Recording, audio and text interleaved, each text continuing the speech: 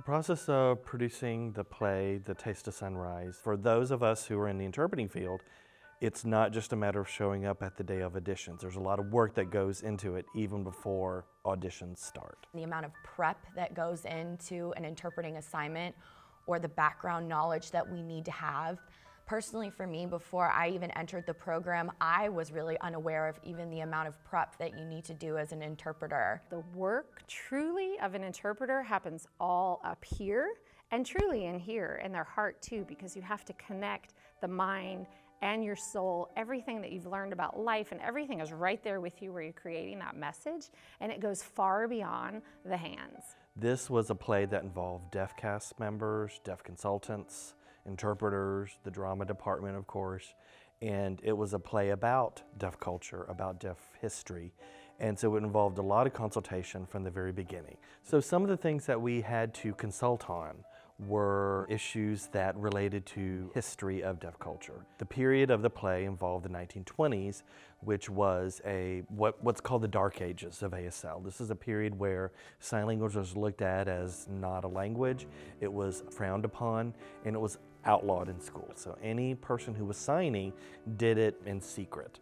People that didn't know anything about ASL or deaf culture, I think the impact for those individuals was probably the greatest, because I think so many people really don't have any idea about deaf people or the language of ASL. Being up on stage and being able to show true ASL, I think that was the best gift throughout this process. We used 9 different interpreters to make this event happen. So at any given time, we had 6 interpreters on the stage in 3 different zones. The thing we have to do as interpreters is find a place to set ourselves that's visually appropriate for the deaf person to see everybody else and see the interpreter at the same time. So deaf people aren't getting whiplash, so to speak, from moving around and staring at everybody. One of the professional interpreters that we hired was actually an alumni of our program. And I remember a moment sitting there watching her. See, I'm gonna get emotional. So I remember sitting there watching her and thinking, oh, I had this girl in ASL 1, like 6 years ago. So here she was, working as a professional interpreter and just tearing it up. I mean, just bringing this message to life. And what we do here is so powerful. And I'm proud of that.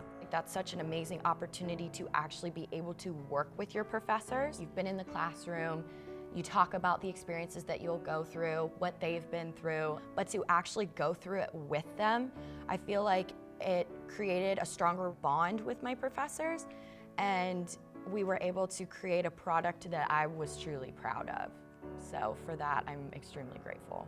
The students impressed me at how much work they gave. I expected myself to put all my 110% in. I can't always guarantee that the students are going to give me that, and they did. I do think that we can continue to bring theater to life to our deaf community. I welcome the opportunity to do that again and look forward to getting support from our community and our college and colleagues to continue to do that, because I think it's a really powerful piece for students as well as the community that we serve. It's priceless.